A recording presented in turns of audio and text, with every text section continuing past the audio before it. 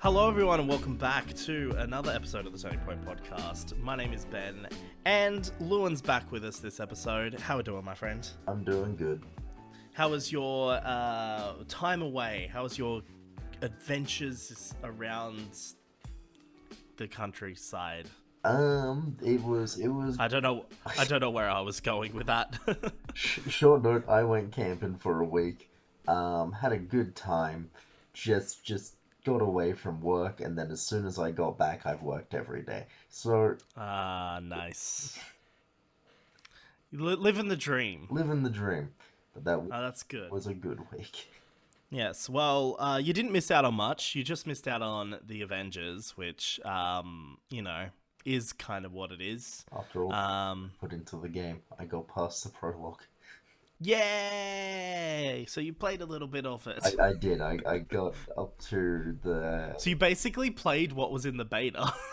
Yeah, essentially, except not fully, because I haven't got the war table activated. I'm on that mission now. Right, okay, yeah. I do actually like one thing I will say, and I know probably listeners are sick of this because last episode we talked about Avengers for an hour, but one thing I will say, and I just want to mention to you, I thought Kamala Khan was such an annoying character in the beta, but in the game she's actually pretty good. She's probably the best character in that game. Just from the prologue alone, which they far expanded on, which I liked. It was, yeah, she's good. I like her. Yeah, she's definitely, she's actually the only character in that game to have a personality. So, that's always good. One of the big things I was saying to Jacob last night, he disagreed with me. But I was like, none of these, oh, well, actually he didn't disagree with me on that. He disagreed with me on the vocal performances. But one of the big criticisms I had is just all the Avengers are just one-note blank slate characters. Yeah, so far from none of them have personality. And I'm like, oh, this is like Tony Stark, for example, and you'll see this later in the game. His entire character is just quips. And while I get that that's his entire character for the most part, he also has some depth to him in the comics and even in the films, right? In this game, his character is just Nolan North delivering quips. That's it. That's his entire character. So, look forward to that. I will. No, but yeah, I've basically played. So I played through the campaign, and I've put quite a few hours into the post-campaign grind. I decided that because we were doing the episode on it, I decided that I would pick one character and I would focus on leveling them up, just so I can experience that whole level up progression. Because essentially playing the campaign, you barely scratch the surface of these characters, which I think is a fucking crime, quite frankly. But basically the way it works, right, is each character, it's about 10 or so hours of grinding post-campaign to max level the characters and unlock their full potential and unlock their full ability trees and stats and things like that. Okay. And I it's 10 hours of grinding per character. Oh, ew. And that doesn't include any of the leveling up you do in the campaign itself, right? Yeah. So it's just a lot of people aren't going to get to actually experience these characters playing the way that they were designed to play, because most people aren't going to play the game for that long just so they can do that. You know what I mean? Yeah, I get you. But I will say right now, I've definitely had more fun post-campaign with a leveled up Black Widow than I had through the entirety of the campaign. So I just want to point out, but also I'm into that kind of looter shooter genre, so I'm perfectly fine with just replaying the same missions and doing the grind. Yeah. But yeah, I had more fun doing that than playing the campaign. And I actually thought the campaign was, I actually was kind of with the campaign. Mainly just because the campaign kept forcing those multiplayer missions in there and disguising them as campaign. It was just kind of shit. Yeah, I recognize that from the prologue, from the beta, too. But, yeah, you can check out the full review in the previous episode, which you weren't on. So you can go listen to that. I feel included. Yeah, yeah. We got a little bit here at the start, just so you were like a part of it. You could say you played the opening bit, and you were like, "Hey, it's a bit longer than in the beta." Was good. 10 out of That's 10. good. Would prologue again. That's Would probably a prologue lie. But again. That's it. But we got something special this episode, Lewin. yeah, I'll tell you what it is.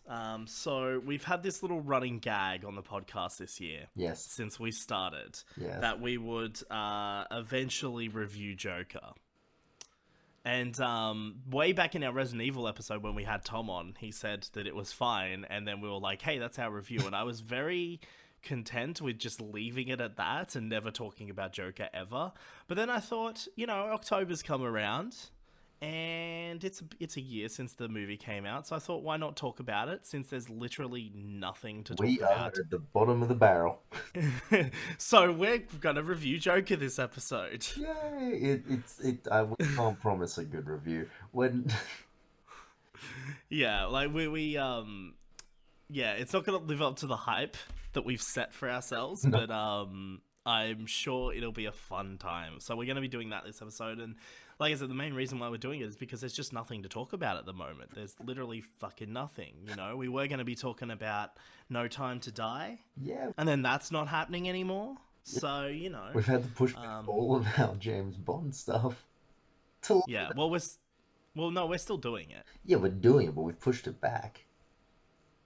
Well, yeah, we were going to do it earlier because that, but then we've also got an Edgar Wright series that we need to kind of work through as well. Yes. Look forward to that. Except don't hype it up like we hyped up Joker because Well, get ready for that. we'll save it for next year. We'll save it for next year. We'll come back to it. Yeah, it's probably Um, but we've got a bit of news and a bit of things to talk about first. So I thought we'll just quickly go through these, and then we can jump into Joker. Lewin, yes. you like Doctor Who, right? If the previous episodes of this podcast are any indication, yes, I do. Oh yeah, this is the episode where you actually revealed that it was just a lie the whole time. I don't think I would be able to deal with that existential crisis if I blatantly told myself I've disliked Doctor Who for 15 years. Anyway, so we got some new stuff coming out. Not specifically directly related to Time Lord Victorious, but possibly related to it. And that is that recently at the time of recording this, they dropped a couple of trailers for some new Doctor Who games, which is pretty exciting. Yes, We've games got are really a thing in the Doctor Who fandom.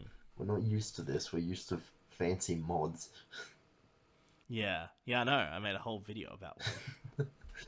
That No, it's funny because I'm actually going to be covering the Doctor Who games on my channel.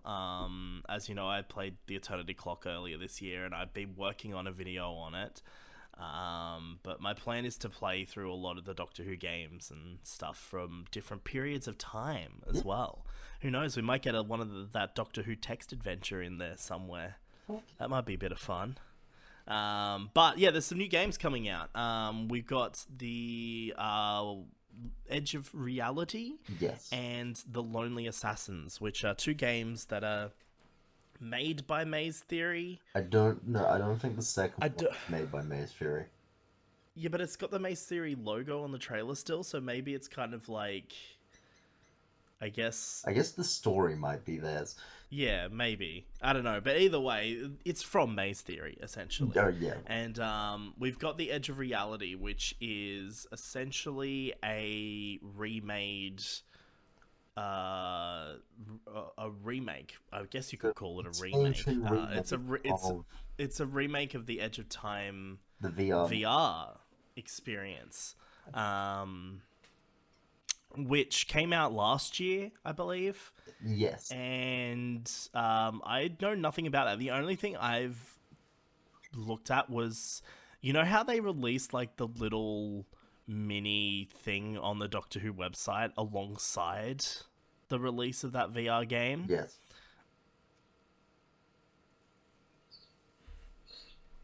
Oh, What's up? Oh, okay. Sorry, never mind. So yeah, you know how they released that, like, it was like the little mini episode thing on the Doctor Who website that was in VR, like you could watch it with The like your Samsung Galaxy yeah, whatevers.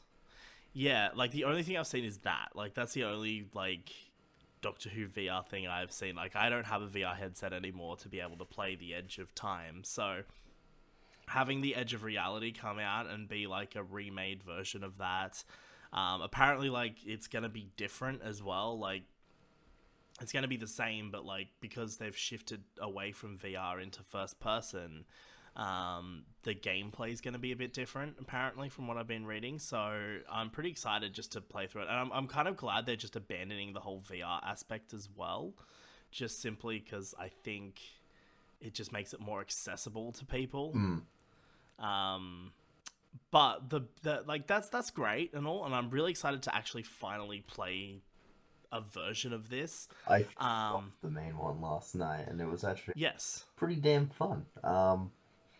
Not the best VR game in the world, I'll say, but a lot of love It was put goes. into that game.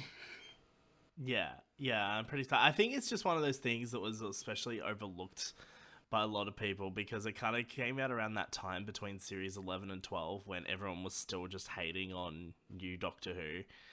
And because it's like related to that, I think it was kind of just Yeah, overlooked. But I will say, animated Jodie Whittaker is fucking great. I want more of that. I also want more of that.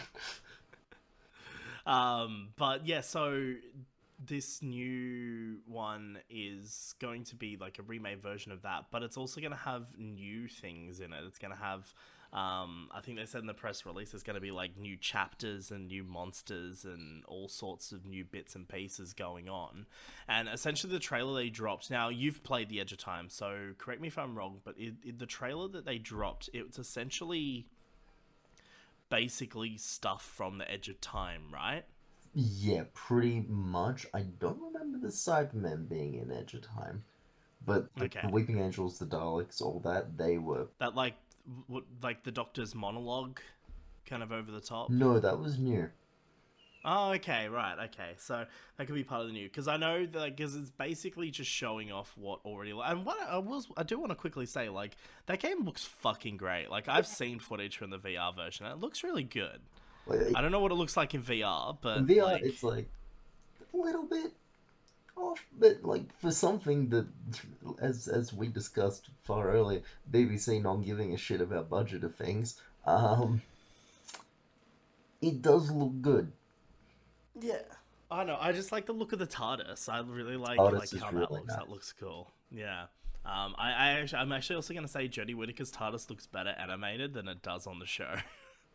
But that's just my personal take. I'm not really a big fan of Jodie Whittaker's TARDIS. I think it's a bit silly. It I did like it in that better one when you're episode walking of around it. yeah. I did like it in the Dalek episode though when it like changed colors and it went all like red and shit. I was like that looks cool. I like But it went blue in season 12. oh yeah, yeah, like the blue color, The yeah. key thing with that TARDIS is don't let it be the same color. Yeah.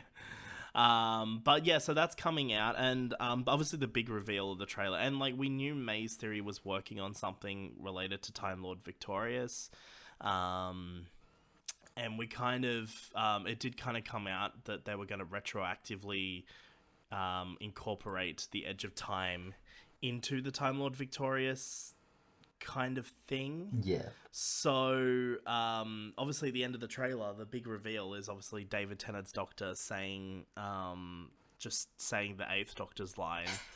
I mean, look, you barely see him. He's like a silhouette in the door. Mm. But I'm excited to have like a proper 10th Doctor game Yeah, in some capacity. I know a lot of people are getting tired of seeing 10 recently, and okay, I get it, but it's the 10th Doctor in a video game. Like, it's the Yeah. perfect I mean, choice for 10. so far, apart from Lego Dimensions, the only 10th Doctor video game we have is fucking Top Trumps. I will. You take that back, good sir. You are forgetting the handheld TARDIS game that you could buy in plastic packaging. Oh, okay. I dig to the bottom of Oh. the barrel. Oh, but I guess there's the video games on the Doctor Who website. Like, I guess. if you want more K9, go play those. Ah, good stuff. My favorite one of those was Dalek. Escaping the Dalek, escaping Van Statten's museum I think thing the as the game Dalek. is That was a still fun game. up. Um, Yeah, but back to the. yeah, but anyway, so that's coming out. And I'm assuming all the new content is what's going to that's going to tie into Time Lord Victorious, which was interesting because there was no like Time Lord Victorious branding anywhere. No. So I feel like this was just like an announcement trailer to be like, hey, this thing is coming. And then maybe they might do a separate trailer later on down the line to show off more of the specific like story stuff. Because I feel like BBC have been doing this big push for this Time Lord Victorious thing. They're not just going to release a game that's related to it and not put the fucking branding there. You know what I mean? Yeah, So I feel like is their biggest. Is one of the yeah. biggest pushes for marketing here. Yeah. So I feel like we'll see some more of this a bit later on and we'll probably get a better understanding of how it ties. Because my understanding is that the 13th Doctor has turned up in the comics. The Time Lord Victorious comics, briefly. I don't know if she was in the part that you've read. Maybe she was in issue Wasn't 2. physically in the part I read. I know that they mentioned her. Yeah, because I know there's one part where she actually turns up. It's only very small, but she turns up. So they've already incorporated the 13th Doctor into this, and we do know, because they're also doing a 4th Doctor story, that they're incorporating more Doctors into this than what they initially announced. So I feel like it's not that much. I feel like this new thing's probably going to be... like the new content won't be 10th Doctor specific focus, but it'll have both of them still. I think the main push for 10 is the books. Yeah. That directly relates to his storyline. Yeah. I noticed he's only in... David Tennant's only in one audio as well. If you go by Big Finish audio, he's only in the Minds of Magnox, which is a BBC audiobook, but it's not Big Finish, which is interesting. Yeah, but David Tennant's not in that. He's voiced by Jacob Dudman. No, you're correct. My bad. Yeah, so it's I think it's such a missed opportunity, especially because he's the main character of, I guess, this whole storyline. I think it's a bit of a missed opportunity that they're not doing more 10th Doctor audios. I feel like there should be more, and hopefully they announce a few cheeky ones. That's kind of what they're doing. Even if they're I know a lot of people want a set, a set thing, which is always good to have in an event because you know exactly what to buy. But I kind of like this. Hey, we're also doing this. We're like, more of this. Yeah, I was actually genuinely surprised when they announced the 4th Doctor audio. Yeah, I wasn't expecting it, but I've pre-ordered it. I was like, oh wow, so they're bringing the 4th Doctor to this as well. They're like, with the best goddamn title for a Dalek story ever. What's it called? It's called Genetics of the Daleks. Yeah, that's it, boys. That's where it's at. But yeah, so that's coming out. So I'm actually pretty excited to play that. That's coming out next year, and alongside it is The Lonely Assassins, which is like a mobile game that's also coming out on the Switch as well. And that's one thing I should mention. The Edge of Reality is coming out on PS4, Xbox One, and Switch, and PC and Switch. So it'll be out on all current gen consoles. And yeah, so The Lonely Assassins is like a mobile game, and it's basically the return of Osgood, the character that no one initially liked and then warmed on over time. Yeah, I'm pretty. Yeah, I'm pretty excited. I'm not really keen on the whole mobile game aspect of it. Fan, but I think the part that I'm excited about is just going back to they're connecting it directly to Blink, which I think is a fun little idea. Yeah, I like that it's like a and I don't know if this Lonely Assassin thing has anything to do with Time Lord Victorious or not. Um but I do like that like the Weeping Angels are like front and center They're here. I think getting that's a kind of massive cool. push lately. A lot of Weeping Angel stuff. They're gonna do the Weeping Angels to death, but it's gonna be. I thought they already did Out of the that, same but now here's more Weeping Angels. yeah, true, true. But it's cool to see Osgood back because I know in the immersive theater thing there was like I don't know if she's in the actual immersive theater thing, but I know in the trailer for it there was Kate Stewart, so it's kind of cool to see the BBC just kind of incorporating some of these older characters from the previous era of the show into these things that are happening. It's also kind That's of kind of fun. fixing up some of season 11 and season 12's. Oh yeah, I swear, Kate Stewart needs to turn up at some point. Because if Just bring her back. like sure, if they've shut down UNIT as an organization, but they're making it underground, I'm actually okay with that development. Yeah, it'd be basically what they did with Torchwood. Yeah, exactly. It's the exact same thing, except I'm pretty yeah. So I haven't listened to Torchwood season 5 audios. I have not, but I do own them, so I will check them out eventually. I would like to because mainly just because like I know there's a whole bunch of Torchwood audios and stuff, but like that they're the ones that I'm interested in because Yeah. it's like a direct continuation of the storyline. I'm assuming they're just going to ignore what happened at the end of Miracle Day. From what Just pretend like they, it didn't happen. yeah, that's from what I've heard. That's pretty much what they do. Just like yeah, we'll just pretend like that didn't happen. It's fine. Because I know they made that the whole big cliffhanger a thing, and then Russell T Davis has been saying for years that no, Torchwood isn't dead. It's gonna come back eventually, and it's like it's definitely not coming back now. Um, but yeah, so that's the new games. The new mobile games just features Osgood. It's all about the Weeping Angels. It's a mobile game. It's a thing. I don't really know much about it It's to like a be found honest. phone game where your phone acts as a phone Ah, and it tells a story through the. I downloaded one of their previous games to get yeah, an idea on what I'm going into here. Um, right.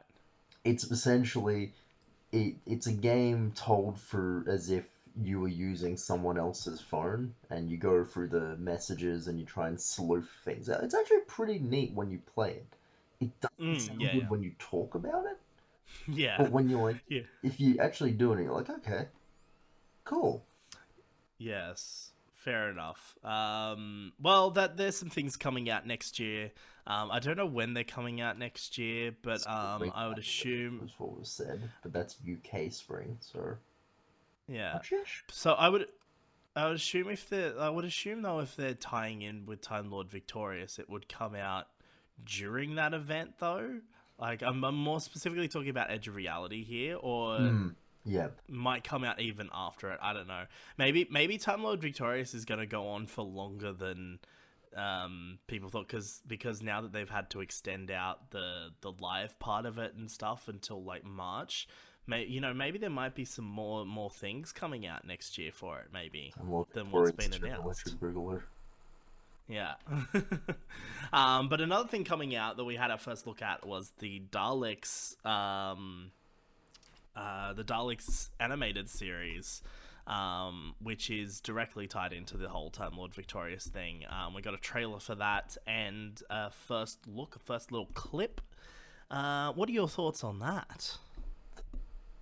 Do we go for the obvious thing first, or do I actually go for the things that I like? You can do whatever you like.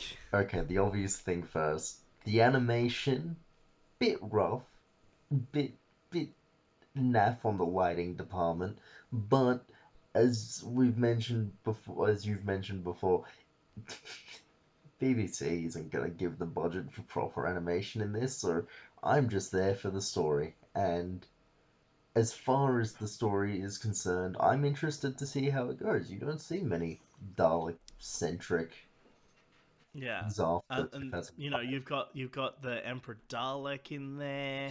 Um, there's a whole bunch of other Daleks in there. Nick Briggs is playing like a million characters in this. It's gonna be great. There's also some other species as well, some other like robot-y type looking things. I think it looks pretty interesting. I'm pretty interested to see how this plays out, Yeah, apparently, and how it ties into the whole Time Lord Victoria storyline as apparently well. this is their reason for being in the Time Lord Victorious. Like it's Right. Dalek's starting point, which is an interesting choice. Yeah. So it could be interesting. I wonder if there'll be a surprise 10th Doctor appearance. I'm imagining maybe around the end there might be. Yeah, like imagine if they to tie it in, the 10th Doctor just turns up. Because like the Daleks, if this is going to be like their origin, I guess, in terms of this specific storyline, do you think this is going to lead into the comic books? It could either lead into the comic books or into the Eighth Doctor's audios, which I think deal a lot with the Daleks. And hey, if you give me an animated, no matter how shittily animated, Paul McGann, I'll take it. Yeah, like one thing to say about this is the animation is very similar to a lot of those Big Finish trailers that they do. Yes. Very similar to that kind of thing. It's a little, I will say, it's a little bit more polished than those Big Finish trailers, but it's also like very cheaply made. But one thing I like about this, and one thing I did want to point out, is that there's so many interesting Dalek designs going on in this series. It's Like, there's one that I saw that's like black with like little red outlines and shit, and it looks really cool. it's very welcome after 15 or 5 to 10 years of pure Just bronze and black yeah. and then the paradigm. Then oh my god, imagine if the Paradigm Daleks turned up in Oh this. god. Um, That'd be great. Paradigm Daleks turn up and you're just like, oh fuck, Mo- these boys. Moffat finally managed it. He finally got them past the first episode. Well, to be fair, they did appear in um series 7 as Did well. they? Were they in Asylum of the Daleks? Briefly. Not but not all of them. It was just I think the white one and then there were some red ones in the background. In Asylum of the Daleks. But yeah, no, that's pretty exciting. I'm interested to see what that's going to be. And it starts on November 12th, I believe. So I don't know how many episodes it's going to be, but I'm assuming it'll probably be out by December, I'm assuming.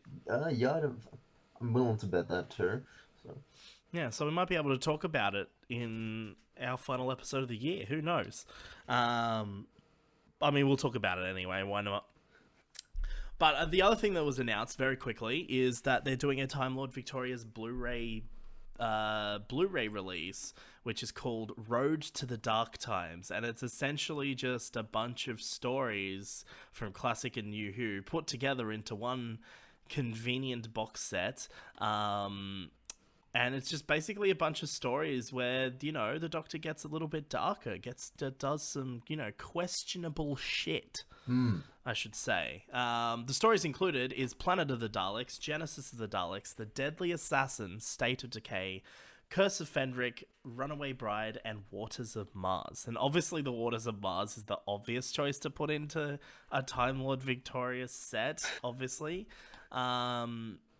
But there's some interesting stories in here, I will say. My favorite part is the fact that it says includes a bonus booklet. This is how this DVD case tells a story. Yeah, this is actually where like so like you said earlier that this was going to be basically a booklet that kind of explains, Yes, from I what guess, how these stories tie into the whole Time Lord Victorious thing. and I'll be honest, with a name called like Road to the Dark Times, a lot of those episodes, minus the Dalek ones, feature creatures from the Dark Times. Yeah, I was reading Arachnos, that. Yeah. Fenric, whatever's in stated vampires. They all tie roughly into that period of time. And then, Yeah. yeah, like you said, Waters and Mars is bloody obvious. Runaway Bride, probably just the Rachnos and the Doctor being a bit, how you doing with killing people there. He's been a big boy. That's just a sorry, that's just a private joke from before the podcast, so we're just gonna move on from Yep. that. Yeah, it's But you know what's interesting about this list is so I've got pretty much all of these stories, likewise. obviously. I think the only one I don't have is State of Decay, but like I said, I might have it. I don't know.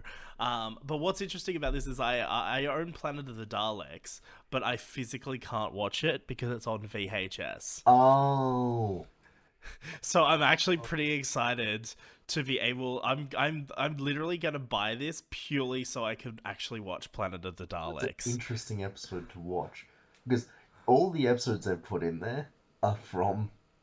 I have at least all of those episodes from the collection set that is the classic Who. Mm. A lot of people are getting angry about this DVD. They're like, "Oh, these are already released." And I'm like, Yeah, but so the Blu-ray box sets were already released too, and then the DVD sets before them were already released too. "Right." So, like, this just makes like someone who's only ever watched New Who will look at David Tennant and go, "Ah, stuff. I might pick this up." They'll pick it up, look at classic Who, and go, "Ah, this is Yeah, cool." and there's a good selection of episodes here, like Genesis of the Daleks and Deadly Assassin. You know, they're two really, Yeah, they're peak um, classic. yeah, they're definitely episodes to go in. And I keep thinking to myself that I don't have Genesis of the Daleks, and then I realize I have the classic Blu-rays. Because I remember for a long time, Genesis of the Daleks was one that I needed. Like I'd seen the story before because I borrowed it off a friend to watch, but like I was like, fuck, I actually need it though because I don't own it, and then I keep forgetting the fact that I now own it anyway. But yeah, like I've got all of these stories. The only one I don't think I have is State of Decay. What season's State of Decay Far as from? I'm aware, it's season 18, which I do have. State. Hold on, I'm just gonna look up State of Decay for a sec. Doctor Who. I'm gonna make sure I put that behind it, so I know it's season 18, episode 14. Oh, well, I do have this then. Oh, never mind. Okay, I own that. I have that Blu-ray box set. Okay, never mind then. Okay, I At do have least it. So I do have all of once. these stories. Just one of them. Actually, what season's The Curse of Fenric from? Season 26. Okay, I might not actually have this one. I think this is the one I don't have. Season 26. Do I? Oh no, never mind. I've got this on DVD. So I recognize the cover art, so I've got it. I haven't watched it though, so that's probably why I don't think because I've got a lot of classic Doctor Who, but I haven't watched a lot of it. There's a lot of it to So watch. there's a lot of it that I own that I haven't watched yet. So that's probably why I think. But that's all right. I'll still get this Blu-ray box set just solely so I can actually watch Planet of the I'll Daleks. probably just get it for the little booklet. Yep. Also, I want to point out the cover design looks fucking great. It does, except I find David's face on it a bit weird. Just the angle they've He's, got him looking at. he's looking directly into your soul. I guess it makes sense given the storyline. Um, Yeah. Yeah, but it'd be interesting to see. Like, I wonder if in that booklet they actually directly tie it into Time Lord Victorious, or it's just like a booklet that's just going to be like, "Hey, this is like explaining this particular thing, just so you know," or whether they'll be like, "Hey, let's just tie this directly into the storyline." here you can see the Doctor's homicidal tendencies. But yeah, that's cool. But speaking of Time Lord Victorious, I think we should move into our catch-up segment. I believe, Lewin, you have been reading some bits and I pieces. have. Um, I have been reading most things as they get released when they become accessible to me because fucking Australia. Um, Yeah. they don't make it easy, but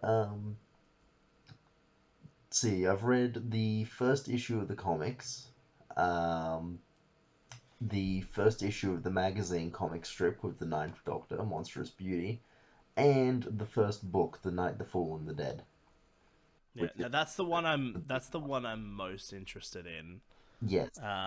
Because you sent me a message after you read it, and you said something along the lines of it's really good or whatever it was I you enjoyed said. it. So tell me about the first book that I'm not gonna read. So you're saving Alright. me the trouble of having to read it. So the first book, The Night, the Fool, and the Dead, is 10th Doctor centric only. No other Doctors prominently feature. Um, it takes place immediately after the Waters of Mars. So I actually did stop reading about. Oh wait, so this takes place after Waters of Mars. Yes. Um, Interesting. So wait, so does he still? Okay, so I just one quick question. yeah. If this takes place after the Waters of Mars, does he still realize that he's gone too far, or did he In actually?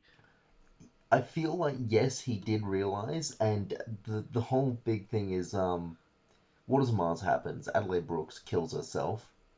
Um, and then because it's a massive fucking paradox, Yeah, it rips open a fracture in time, which is what the next year's immersive feeder will be. We'll get to that next year. yeah. Um, Okay, right. so the 10th Doctor is fucking terrified of what he's just done because he went too far. So he runs away as far as he could possibly run, slips through the time fracture into the dark times. So it's Right, okay. essentially 10 is terrified of Interesting. his impending death, of the fact that he just did that, and yeah. So Interesting. So that's what that the crack is in the Time Lord Victorious logo then. It's that like time fracture. yes, yeah. Yeah. Um, Because I remember one of the theory that was going around was that it was related to the cracks in time from series 5. the Time Lords gave the Time Lord victorious new regenerations. It's so easy. Yeah. Um, Explains so much. um, so yeah. so yeah, so he goes back into the dark times He goes back into the Dark and Times, and the main thing about the Dark Times is death didn't exist back then.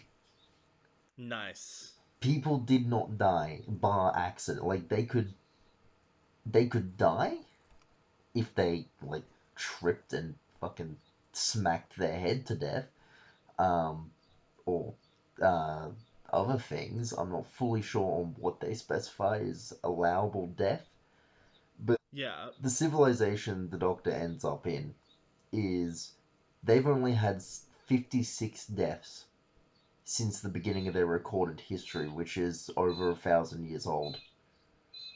Interesting. 56 people in total, and so civilization is flourishing.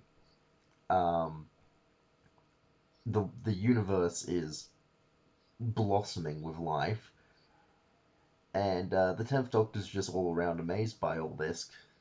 Except there are these things.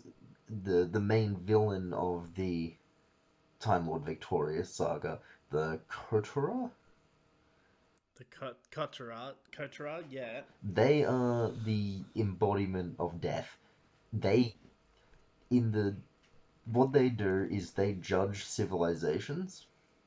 They Mm. arrive on your planet, and then they they decide, they look into your past and they decide your worth, and they go, they're like, you don't deserve to live long. We grant your species 3 months of life or 3 solar spans of life, and then after that, after 3 days, 3 months, whatever, that species dies. So they set in the cycle of life. Right, okay. And Interesting. the first story of them, the Dawn of the Coteau, I think, is actually a fairly spooky look at them. It's just a short little webpage story, which I would recommend because it details what I've just said, except it more fancily. And Yeah. you get to see how the race feels. So naturally, this guy that the 10th Doctor's talking to is like, you shouldn't be here. There's a gathering in the square for the judgment, or a demonstration. So the Doctor, being the Doctor, goes off to see that, and Classic. he gets there, and this there's a demonstration going on of this amazing thing called a life shroud, and the universe is terrified of death at this point because Yeah. the Coder have been going planet to planet and granting everyone death, and so people think it's some disease that will go away. They think, oh yeah, Right. but the Doctor's like, this is the status quo when I'm from. Um, and this life shroud is this amazing suit that will protect you from death. Um, Okay. it's essentially, you know, in the Old West, how you had snake oil salesmen who were like, Yeah, yeah. it's that. This person is going planet This to planet. elixir. th- This elixir will stop you from aging. Exactly. This person is going planet from planet, profiting off people who are terrified of death. Um, Interesting. Okay. so a whole bunch happens. We find out how the coda will work. They use the they essentially make zombies in really, Right. not like zombies, but they puppeteer dead bodies. And some of the descriptions are a little bit gnarly, and you're like, oh, okay. Um, and they predict um, the next planet they're going to go to by using the dead bodies as a sort of transmitter signal sort of thing. And they're like, yep, we're going to this coordinate and we're granting death to them. The Doctor obviously finds out about the coordinates and all that, steals the girl who demonstrated the life shroud, and has very strong words to the creator of the life shroud, because why would the Doctor ever endorse um, snake oil? Yeah. Um, the Kotra come down and kill off the entire planet that had the demonstration. They all bought their suits, but they need a special crystal to work. Um, So obviously no one had the crystal. The Coteral wipes everyone but the doctor, the life shroud girl, and the person who was selling them who wasn't on the planet. Um, and then that happens. Just everyone dead. Classic Doctor Who, Yeah. stakes. Um, all this happens. The Doctor's, By the way, the only kind of thing you could do in a comic book or book, by the way. yeah, pretty much. Um, the Doctor, he has strong words, and then Brian the Ood shows up. He is from Good the old future. Brian. He, from the sounds of it, he hitched a ride with the Eighth Doctor to the Dark Times, and that's why he's Okay. there. But we'll find out more about that in, I assume, the Big Finish audio that comes out today. But whole shit, bunch of shit happens. Brian the Ood decides, I'm gonna kill. I was paid to try and kill the girl with the life shroud. So, in front of the Doctor, he shoots the girl point blank. And the Doctor's going, what the fuck did you just do? But then Brian's like, have a look. She's fine. And it turns out that he was paid to A, test the life shroud to see if it would work from the higher employee, and B, prove a point that the life shroud isn't the thing keeping the girl alive in all these demonstrations. She herself is just naturally immortal. Ah, right. So the whole time, the doctors have. Is it me? It's thankfully not me. Um, the doctor this whole time is having these small PTSD flashbacks of the end of Waters of Mars, and they slot in quite nicely. Um, And I should mention, there's also these little segments. The first Doctor features a tiny bit in this story. Oh, interesting. Not in like any major capacity, but it has these little interludes of the Doctor Yeah. telling his companions the story of the Brothers Grimm of I've forgotten it's a prince who defies death. Death becomes his godfather, and they basically Death's like, all right, I'll be your godfather. I'll give you everything you ever wanted, but you've got to do this for me. So if I'm ever at the head of someone's bed, they'll live. If I'm at the foot of someone's bed, they'll die. Yeah. So the godson becomes a doctor, and he's like, he became the most renowned doctor because he always knew when someone was gonna live or die. And then finally, there's this king, this great renowned king. He's the best king in the whole world, and no one wants him to die. And so the he becomes sick, and the Yeah. godson is treating him, and Death shows up at the foot of the bed, and the godson's like, "No, I don't think you will." Um, Death is like, "I'm at the foot of the bed. He's gonna die." So what's the godson do? He turns the bed around,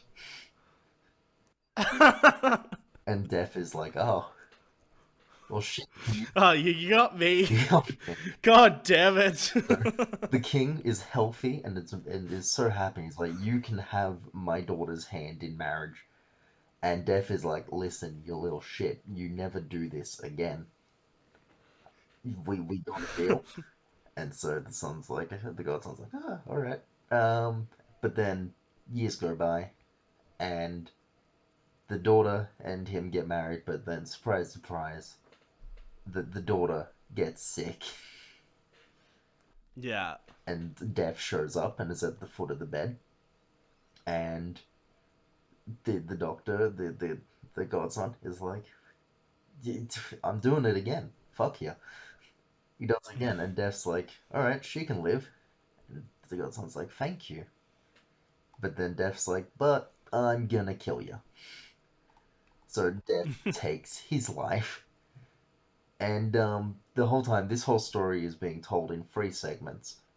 The first segment is in I believe, the Edge of Destruction, the first Doctor's story. It's set around that time. Barbara's having morbid thoughts, so Barbara's in this story, which is quite a nice little touch. Um, Barbara's having morbid thoughts while looking through an alien skull, and the Doctor decides to tell this story to her. Um, the second interlude is the Ninth Doctor and Rose, which was nice. Rose woke up from a nightmare, and the Doctor was just casually trying to wake her up um, by just poking her foot. So she couldn't see him in line at first, thought he was pretty much deaf standing at the end of her bed. She panicked, and he's like, "Ah, no, I'm not. I'm just trying to wake. I'm the doctor. I'm the Doctor." And so that was Cockney, but whatever.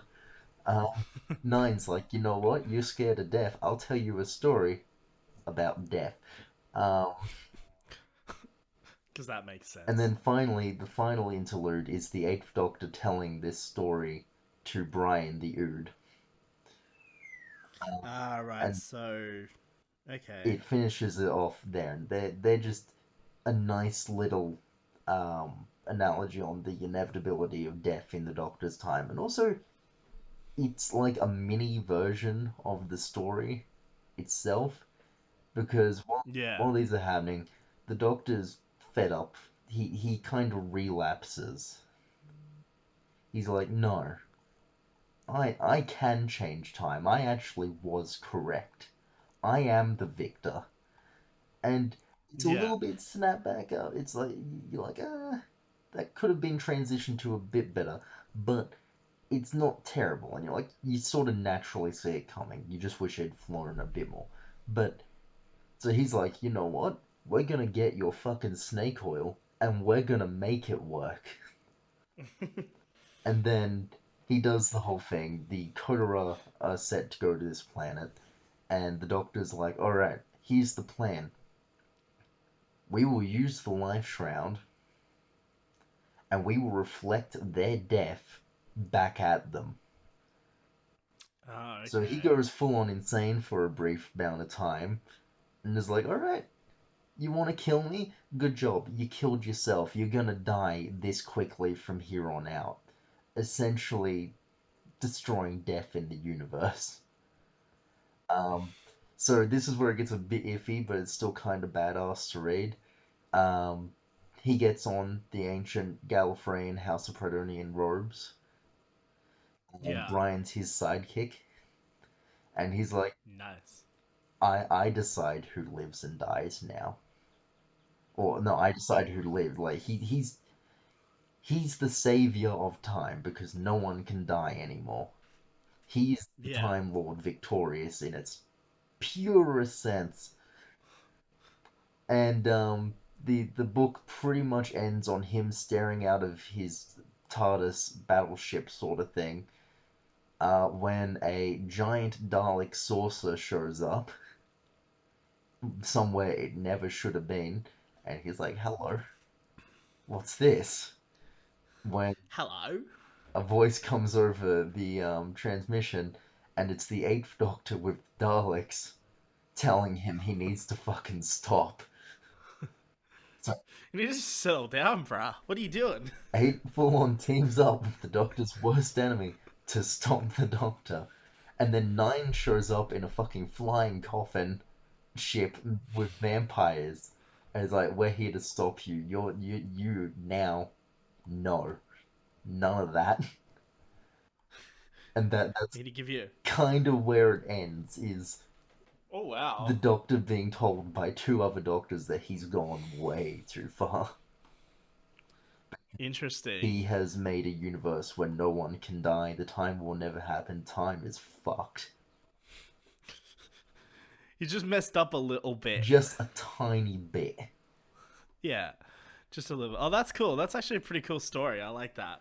I'm glad I don't have to read it now. I missed a few things, but the That's fine. essence of I'll catch up on the wiki eventually. Oh, that's cool though. That's a cool little story. I just like that whole idea at the end of him just like standing there, like because he essentially becomes a god. yep. Although I guess you could say he technically already is. If you ask Stephen Moffat, you know the answer. Yeah, if you ask Chris Chibnall, you know the answer as well. Um, but yeah, he essentially becomes like this god, just been like basically he's essentially become the he's the Hitler of the universe. Hitler with good intentions. Hitler with good intentions. Yeah. That's the best way to describe Ten in that moment. Good intentions, but also a real piece of shit. Needs to be stopped. And I just like the idea of both 8 and 9 somehow getting wrapped up in all of this and being like, oh, are you fucking Yeah. kidding me? Yeah, Nine just probably wants to go snog Captain Jack somewhere. And he's just like, oh, for fuck's sake. Because as far as I'm aware, in Nine's storyline, in the first issue, Rose has just been kidnapped by fucking vampires in the Dark Times. Meanwhile, he's trying to Interesting. talk to ancient Time Lords because Yeah. they're like, you're an intruder. He's like, can you just fucking listen and help me out? So, okay, so, yeah. Okay, cool. Yeah, Well, I did have a thought on it, then I forgot what it was, so don't worry about I'm it. good. But yeah, that's cool. Well, that's a cool little recap of the first story. So it's essentially the books, like these. Is it 3 Two books? It's a books. trilogy of No, it's only books. 2 books. Okay, so essentially that's like the main storyline, Yeah, essentially. yeah, And then everything else is all kind of just like, supplemental. here's a bunch of random shit and also some figures that you can buy. I've pre-ordered 3 sets of them, well, like one of each set so far. Yeah, They alrighty. have a neat Fair enough. booklet. Also, the Daleks look cool. Yeah. Oh, that's cool. Well, that's a fun little story. Yeah, That was so fun. that was my pitch What? up. Yeah. Well, I've been doing a couple of things. I finished Resident Evil 7 finally. Very nice. And now I've moved on. I've decided to play Resident Evil Revelations. So I'm playing that at the moment. Yeah, you've got Jill back. Yeah. I basically the decision to of which Resident Evil game I play next. It basically came down: do I play remake? Do I play Resi 4, 5, and 6, or what? And then I was just like, nah, Jill Valentine. So I just decided to play Revelations instead. I'm enjoying it. It's a bit fun. I like the whole concept of like the ghost ship and stuff. Like that's kind of fun. Not ghost ship, sorry. That like I guess it like just a ship that's like fucking weird Mm. and creepy, but then it has like a fucking casino in it as well. That's interesting. But I really like in some of the areas on the ship, there's like music that plays. You know, it's very fancy like some areas of the ship, but then it's also like really dirty It's a and real good like set. grungy in other areas. Yeah, it's really cool. The creatures are interesting. Um, I'm a little kind of I like that like there's other characters in the game, as well. But I kind of don't like playing as these random characters. Like I'm fine switching between like say Chris and Jill and you know doing that, but like when it switches to like random characters, I'm like, oh, do I really need to play this? Yeah. Like, but so far I haven't had a level of the game where I've been like, I actually don't like this. Like, Well, it's pretty good. I've done a couple of the boss fights. the levels are pretty tight and compact, um, Yeah, while also still being atmospheric and really nice. it's actually really atmospheric. It's a really good game. Mm. And this is kind of like my first taste since Resident Evil 5 of like, not the classic control scheme, but that more like standard control Yeah. scheme that kind of like it's similar, but it's also different to the remakes. Yeah. Yeah, I think the last thing I did in that game was take on the boss, the lady, what's her name, the like agent that the dude with red hair comes with, Yeah. that then gets turned into the thing, and you kind of like gotta chase her around like different sections of the ship, and you take her on. Believe it. That was the last thing I did in that Yeah. game. Yeah. So I think I'm up to episode 5, or it could be up to episode 6. I'm not really sure what episode I'm up to. But I've been playing that. That's been a bit of fun. And then apart from that, I've been watching the series You on Netflix, which is there's 2 seasons of it on Netflix, and it's basically that show about that, I guess, kind of like stalker guy. His name's Joe, Yeah. and essentially the first season basically you follow him. It's a psychological thriller series, and you follow him, and he meets like this girl. He works in a bookstore, and he meets this girl Beck, and kind of the first series focuses on you know him developing this relationship with Beck, but then also protecting her by doing some really dodgy things. You know, he kills like a bunch of people, you know, that are like in her life to protect her and shit like that. Yeah. It's actually really interesting. I'm just gonna like I'm gonna go mild spoilers just so I can talk about what I find interesting about the show. So like, I actually did really like the premise of series 1. It is based on a book, but I knew about, I think about halfway through it, I kind of pictured where this storyline was going to go, because I'm like, there is only 2 ways this story can go. You can't have this character get the happy ending and get the girl by the end. You can't have that in this kind of story. Yeah. Like, I mean, he's a bad person that's killed people and is also like, I mean, he's just a stalker and a creep. But like, the one thing I like about his character is he's actually like he always has good intentions, and he's like actually like genuinely a nice person, but he just like does some really bad shit. But I knew there was only going to be 2 ways this story could end. Like, you can't have him get away with it. So I thought the story's going to either end 2 ways. It's going to end with him being found out and being thrown in jail or whatever, or it's going to end with her dying. okay, like the girl dying, like she finds out and he kills him. So I kind of predicted this, and I think it was around episode 6 or 7 I predicted it. And then so it's like, I think it's a 12, 13 episode, oh no, it's a 10 episode series. And then yeah, so a few episodes later, she actually finds out everything that he's done, and then he basically locks her in his little cage for like a whole episode. Um, and yeah, so anyway, the storyline ends of season 1 with her trying to escape, and he's forced to kill her. And you don't actually see that on screen. You kind of just see, there's a bit of a fight. Like there was actually one straight up moment where like she hits him with a fucking mallet and knocks him out, and I was like there was a lot of blood when he fell to the ground. I was like, no, did they just kill the main character of this show and now we switch perspectives? I was like, this is cool. But no, and then it's kind of a fake out, because then like as she's trying to escape and can't get out, he kind of grabs her and pulls her back in, and then next thing you see, it's like 4 months later and she's dead. And you're just like, oh fuck, so you had to kill her. So I was like, I predicted how the story was going to end. But then one thing I was a bit like unsure of was going into season 2, I was like, oh, what are they going to do? And so all I knew about season 2 was that there was this new girl that he found. He moves to Los Angeles and meets this new girl, and I'm like, oh, so it's just going to be the same thing again. And I will say I was a bit not on board for season 2 when I was watching it, just because I was like, I just don't want to see this again. Like, I don't really think this is that good. And they did do a few things differently. Like, they included like this revenge kind of storyline with his ex from before, Beck, who he thought he killed, accidentally killed, but she actually survived, and now she's back for revenge. So they did kind of do something a little bit different, but the overall plot was very much similar. It was very much the same sort of thing.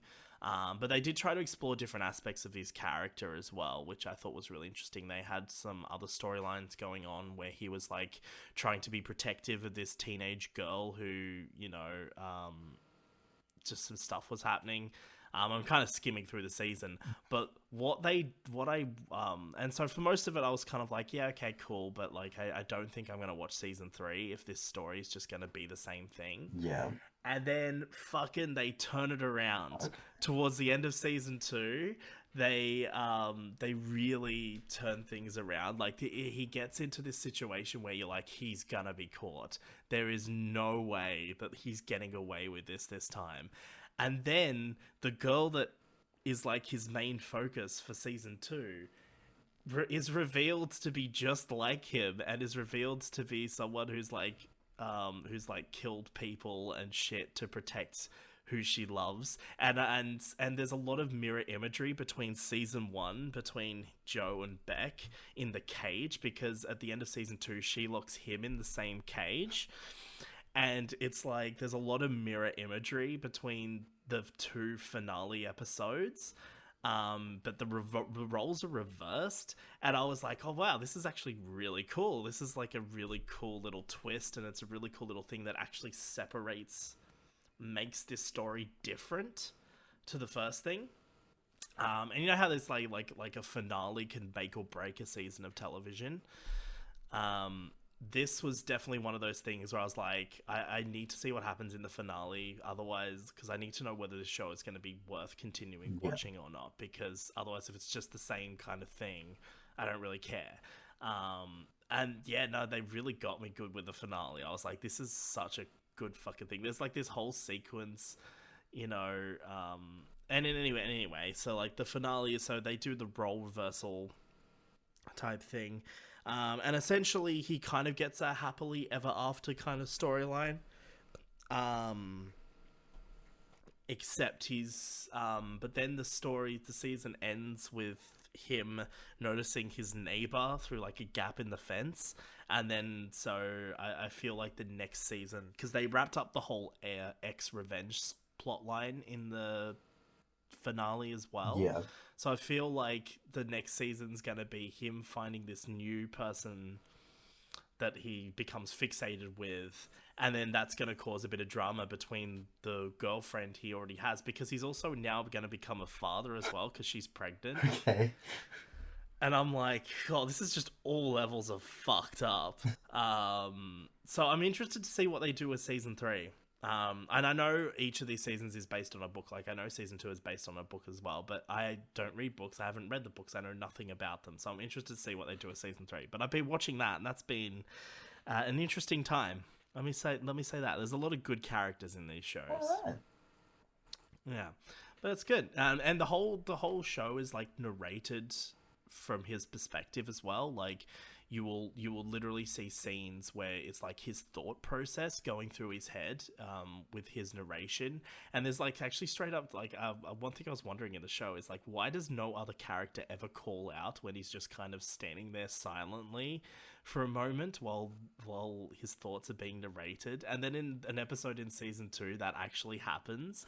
Like like the characters would be talking, and then you get his like narration in between lines of dialogue and stuff, and the character just like, why are you standing there staring into space? Like, what's going on? Like, they actually blatantly call it out, and I thought, oh, that's kind of cool, because I thought maybe it might have been like one of those, like, you know how in like the video games where you make choices and dialogue choices and the characters just kind of stand there awkwardly in silence while you kind of think of the choice to make. Yep. I thought it was basically like that, but in TV show form. So like he's thinking in his head, and they just film it like he's standing there. But in reality, that's not what's actually happening. It's just because we're seeing the whole show from his perspective, which perspective's going to come in very soon in the episode as well. But like, because we're seeing it from his perspective, we have those long gaps when nothing's happening and they're just standing there. But no, it's apparently actually just what he does. He just kind of stands there awkwardly sometimes and he's thinking in his head. So I thought that was kind of cool that they called that out. But yeah, I've been watching that. I think it's a good show. I recommend watching it. Okay. Yeah, it's a fun time. It's shot really well too. There's a lot of good direction, cinematography and stuff in it as well. So Okay, it's good. Not too bad. But that's all I've been doing lately. But I think we should get to the meat of the episode. And that is... The Time Lord Victorious. This is just the garnish. We'll have that one comment again being like, oh, you say this is what the episode's about, but spend like 40 minutes talking about Time Lord Victorious.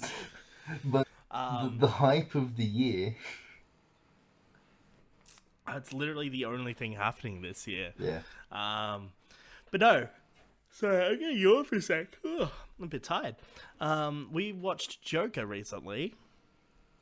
And it's been a year since that movie came out. That movie came out in October last year. I can't remember the exact date it was, but I think it was early October, I believe. I will search this up because I would laugh if we were recording on the same day. No, we're definitely not. It came out on the 2nd of October in India. I'm not sure, 4th of October in USA. So yeah, early October. We're so close. We're so close. We're recording it on the 14th, but it's not going to be out until like probably the 30th. By then, the whole Time Lord Victorious discussion will be out of date because there'll be more shit out for That's it. true. Yours will be, but yeah, no. So this movie came out last year, a year ago. It's directed and produced by Todd Phillips, and is a story all about Arthur Fleck, or as he's known in the last part of the film, Joker. It did pretty well, actually. I remember when it came out a while ago. The box office, it did pretty well. Yeah. In the box office, and actually got pretty good reviews. There was a lot of very mixed thoughts on it as a whole. You know, there was a lot of discussion surrounding the Joker as a character, and you know how it glorifies this kind of person and stuff like that. There was a lot of shit going on. And you know, there was a lot of talk about its portrayal of mental health as well. A bit of negative talk surrounding that, but overall the movie did pretty well, and it was actually did pretty well critically as well. I think the biggest thing though is that its ending. I think the ending of the film is really, I guess, you know, like I know someone who was like, they were super. It was actually Tom. Actually, I think he said it on the podcast. Actually, he might have said it to me in conversation, or he said it on the podcast that he was on. Can't remember, but he said that it was like he liked that film right up until the point it became a Batman film. Yeah, Um, but yeah, I would kind of yeah, we'll just kind of talk about it for a bit. How about we do that? I liked it. What about you? I also liked it. There we go, guys. Have a wonderful year. That's the end. That's the end of our podcast. We lied. This is all about Time Lord Victorious this episode. But I guess this is about, I guess, Joker Victorious. Yep. Nah, we got. Yep. Yep. Okay. But yeah, so this is a psychological thriller. It's set in the year 1981, and it follows Arthur Flex, who's a failed clown and stand-up comedian whose descent into insanity and nihilism inspires a violent counter-cultural revolution against the wealthy in a decaying Gotham City. There's a lot of revolutions going on these days. But first off, I do want to mention the setting of this film. The setting in the 80s. It's such a great Is setting. it the 80s or the 70s? It's set in 1981. You did just say that, never mind. It feels so much like the early 70s to me. Well, I mean, you know what? It's very much around that same time period. Like, I think it was kind of like the mid 80s is when shit just started getting wild. Yeah, you know what? Fair enough. But yeah, but I really love. I want to just point out straight away. I really love Gotham City in this. Like, it's one thing I noticed watching this the second time is like obviously like this film. There's like a big garbage crisis and things going on. There's literally trash just fucking everywhere. You know, trash just like Gotham City. It's literally the trash that it is.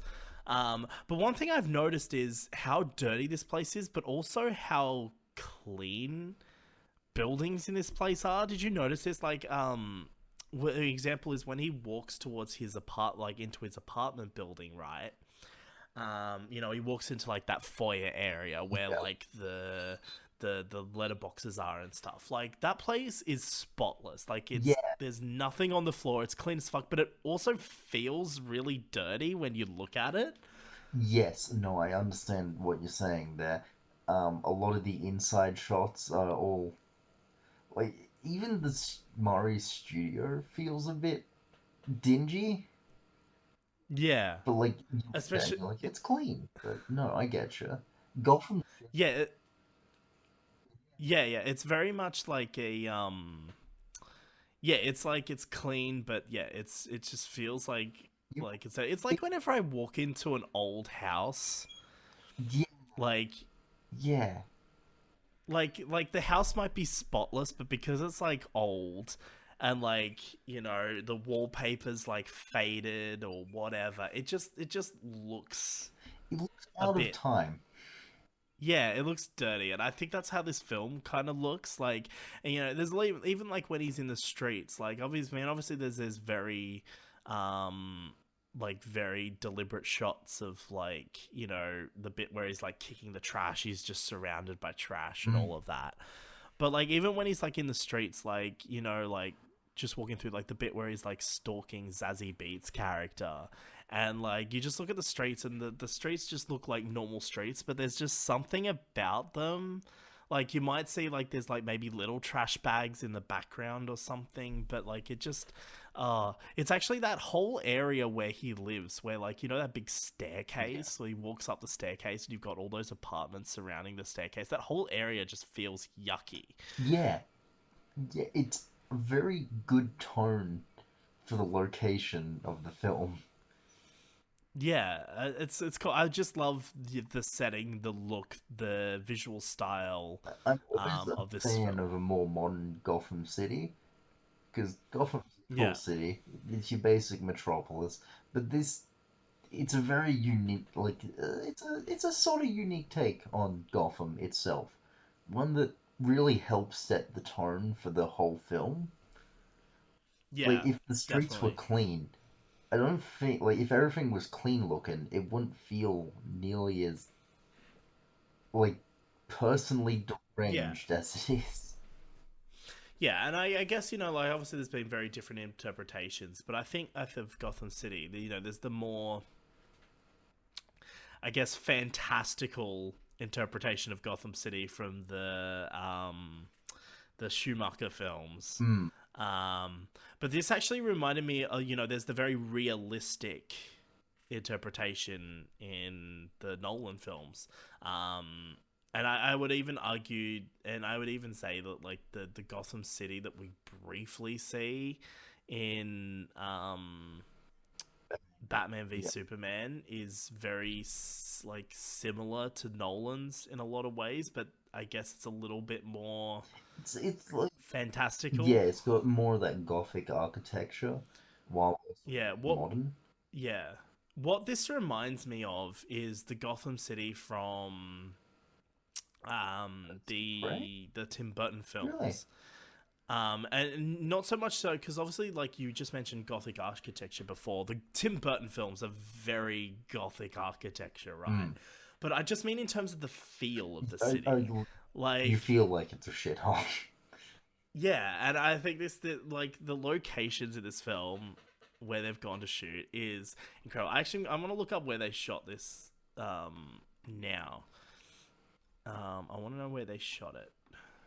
Hang on, give me a sec. I'm gonna read. You can't do the joke. Blah blah blah blah blah. Production, production. It was shot in New York City. Ah. That that explains a lot. Oh, okay, no, hold on, sorry. It was filmed in a few different places. It was filmed in New York City. Um, it was filmed in Jersey City. Um, so it was filmed in a couple of different places. But I was gonna say it very much has that New York type Yeah.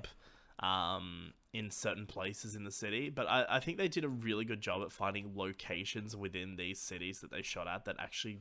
Obviously, production design would have been a bit involved, of course, but like just finding places that look disgusting. Mm. Yeah, that's great. I like it. But that's like the first thing I wanted to comment on because the Gotham is very unique in this film. Um, and I just wanted to briefly comment on like the actual visual, like the Mm. cinematography in this film is fantastic. Like there's so many great shots. Like one of my favorites is actually the is when he's on the bus in and Near the I beginning think of he's no, not near the beginning. It's like kind of like the midway point of the film where he's sitting in like the. I think it might be.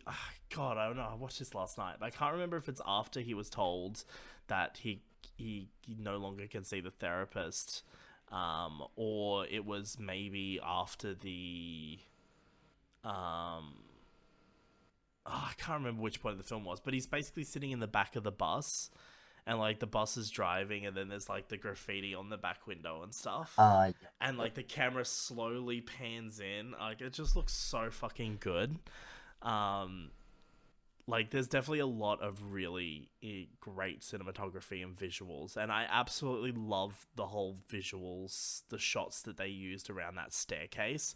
Like I keep coming back to it, but that staircase, the fucking massive long ridiculously tall staircase, and some of the shots surrounding that, like the big shots where it's just like the staircase is in the center of frame, and then you see those buildings on the side, and then they cut to Joker walking up the top, and you see the city in the background out of focus. But it's like the way it's been shot, it kind of looks like everything's so far away, even though it's just at like the bottom of that Mm. staircase there. Like it's so good. It's good stuff. Um, but I think we should talk about the general plot. I don't want to. I don't want to talk about this movie in depth. But I think we should talk about the general plot. So it follows Arthur Fleck, who's basically this party clown and I guess aspiring comedian. Um, and there's a few bits and pieces throughout the film. He's basically living with his mum in this like really shitty apartment in this shitty part of town. And kind of throughout the film, we get introduced to the other character, Sophie, Yep. who kind of keeps popping up throughout the film. And I find it interesting. well, with her character, like, I remember watching it for the first time back a year ago and just thinking, this relationship is so unrealistic.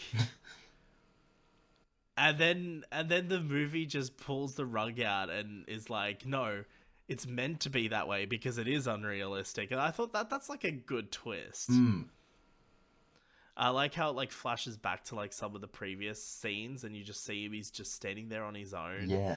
Like like that scene where like they're walking through the crowd after the stand-up show, and like that, like he's just like walking through talking to himself. And I guess it's Gotham, so no one really bats an eyelid at that. um but yeah, like this story is definitely a big, obviously about mental health. One thing I will say about this film is it's not very subtle in its subtext. No. Its subtext is very much not subtext. Blake It's very feels it much, at the end of the movie. yeah, like, and I think that's not great. Like we know what this film is about. And we know kind of what's going on, but they keep feeling the need to specifically state what's going on in the film. Which is not something I didn't really care about too much the first time around, but I think the second time watching it, I'm like, yeah, okay, so you're just like blowing the subtext of this, blowing the subtext of that. There's just like various scenes where Arthur would just straight up say what's going on in the film.